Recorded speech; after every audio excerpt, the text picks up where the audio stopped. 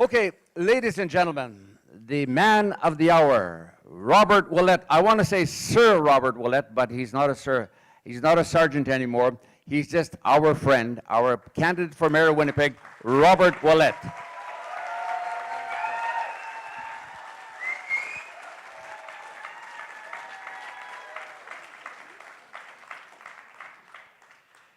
Tapway, thank you very much for coming out. Merci beaucoup. C'est extrêmement plaisant dans mon cœur de voir tous vous autres ici. You fill my heart with such joy to see everyone who's come out here today. When I saw what Brian Klein was doing, I first met him at the University of Manitoba when I was teaching a class, and to hear what he talks about. Because what he talks about is not looking at Aboriginal people or Indigenous people as being a problem. But he looks and talks about the best and the brightest and being the absolute, one of the most greatest civilizations that existed and still exist today in the world. And what we saw tonight was absolutely fantastic. I've never seen him perform so well. I've known him for 4 years since I've been living in Winnipeg, and it was absolutely, absolutely beautiful.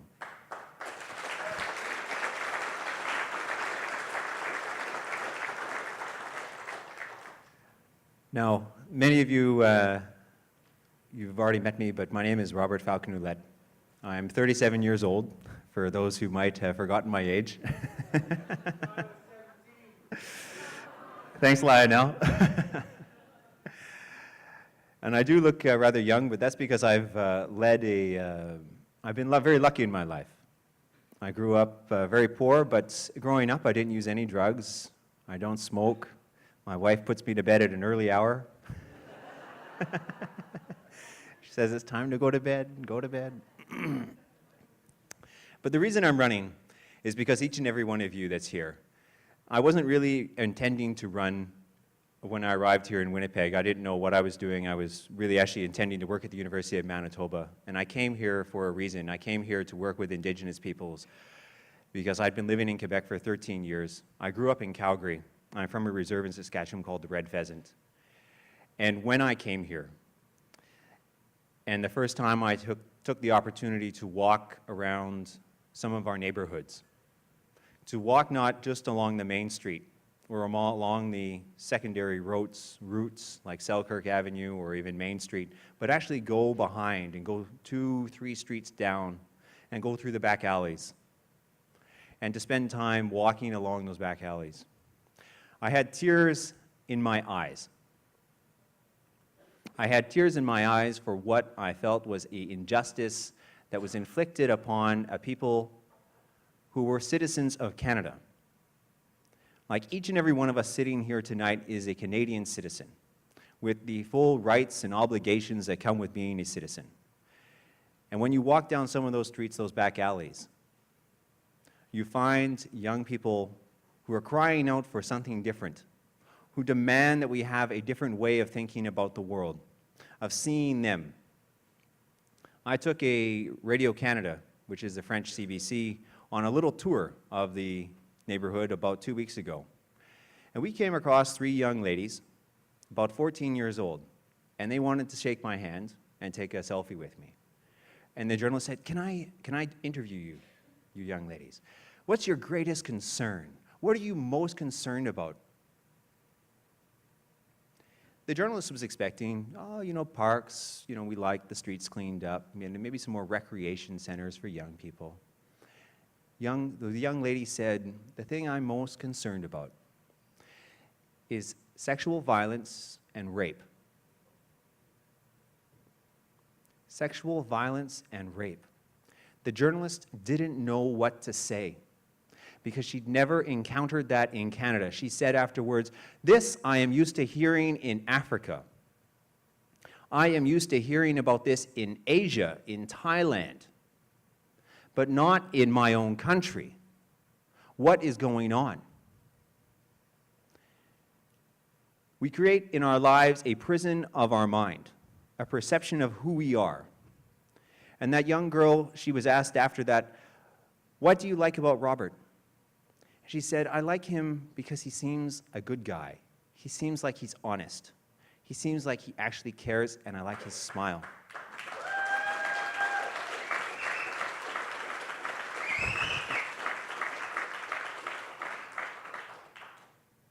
But I think about that young girl, and you see the vibrancy in her eyes about who she could be, who she can be, who she should be, what is her true destiny. And are we doing enough to ensure that she can get there? And I know when you think about the role of a mayor, what is the role of a mayor? Often someone has told me, oh, the role of a mayor is to make sure the streets are paved, that the rec center is open, that the taxes are kept low, and the water is running. Yes, that is the role of a mayor. But it goes far deeper than that. It goes to the most fundamental, what we consider to be leadership. Leading by example, being a leader, giving ourselves wholly to a cause in which we believe in and ensuring that it succeeds. And leadership for a mayor of a city is not simply about those easy things, but about those hard things about that young lady, so that she doesn't have to say, my greatest fear is this, but she can say, my greatest hope.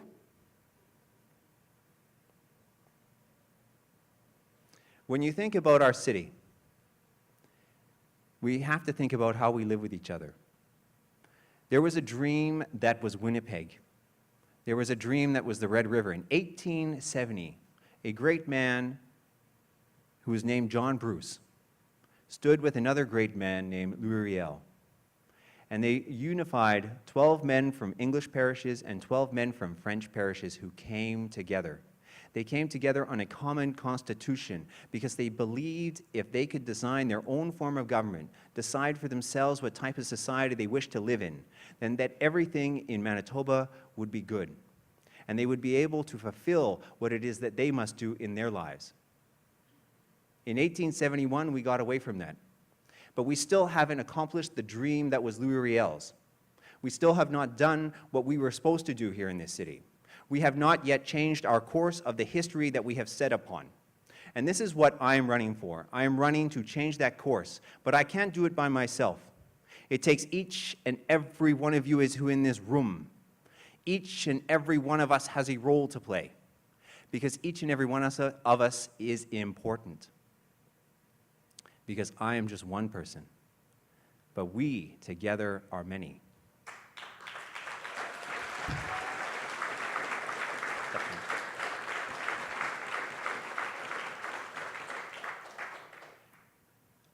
I'll tell you a little bit about myself. I know what it's like to sit down with kings, very rich men, and have a meal with them, but not be afraid of who they are. But I also know what it's like to be homeless as a child. I also know what it's like to not have food on the table. So I understand. I understand whatever walk of life you're from, whoever your mother is or your father is, that I can listen to you and actually put myself in your shoes. I can listen to you.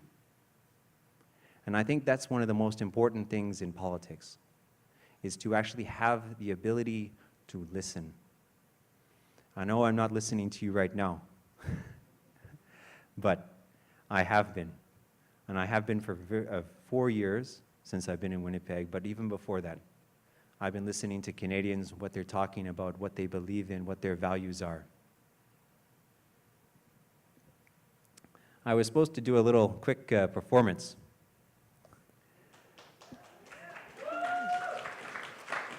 Because there was maybe I'll just grab it, or Buffy can bring it out. Or just the trumpet.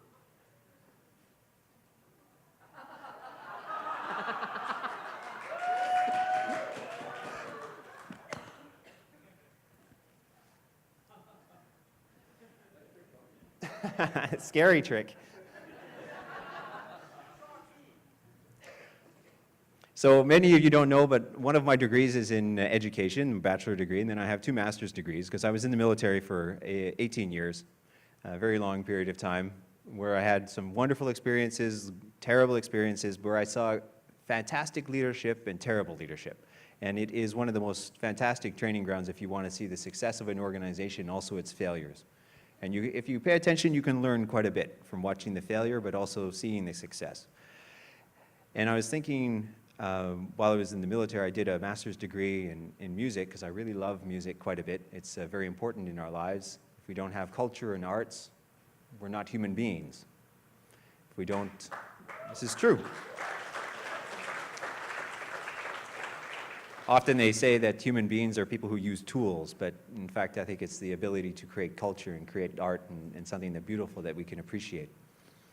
But one of my degrees is in music, and then I was thinking, well, people are saying, Robert, you got to perform for us. Okay, I will.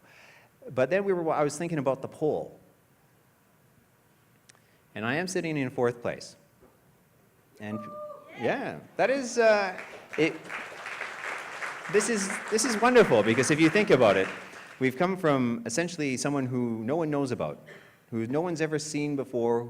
Who is this person? Who is this person coming forward? What is he talking about? What are his values? In a few short months, we have actually managed the team, many of us on that team, to actually come from nowhere to 4th place in front of city councilors who have been there for years, working hard, and yet their values don't seem to ring and resonate within the population.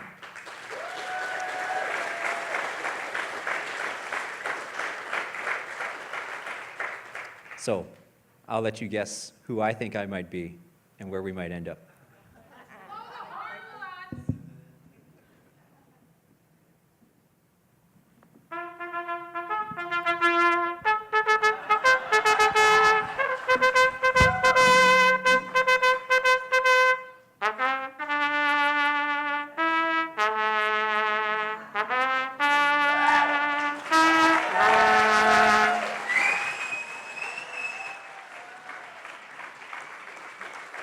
I actually play this quite often at home. My kids hate it when I get the van out, because I bought this on a trip in just recently in the States. The kids, we bought it at an antique store, and then my wife would go in to buy some food at the supermarket, and the kids would be in the van, and I'd be there, and I'd take out the trumpet, and I'd start playing, and the kids would be like, Dad, stop it!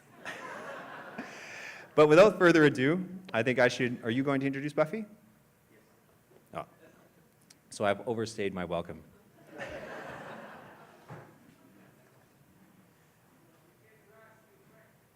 Do you want to ask a question?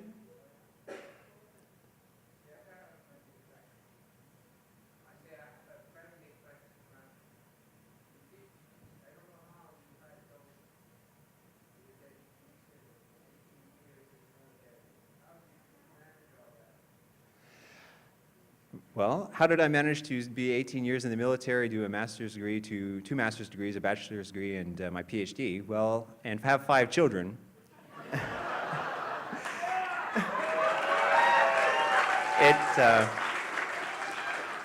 There's actually only one reason. It's my wife.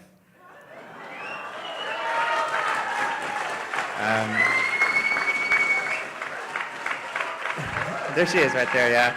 She's absolutely a fantastic woman, beautiful, every day, like even this campaign, like I know I'm not home very often. I come home for maybe an hour, if I make it home for supper. And I know she's, enduring it as best as she can. But she is a very loving wife, and that's, I think, is what we need mostly here in Winnipeg, is that type of love, thinking about how we live with each other. And I did a little speech about that. I mentioned love. I think the first time a politician's ever talked about love in a campaign. But love is important. If we have nothing, if we don't have love, what do you have? Bravo! Hey, step away.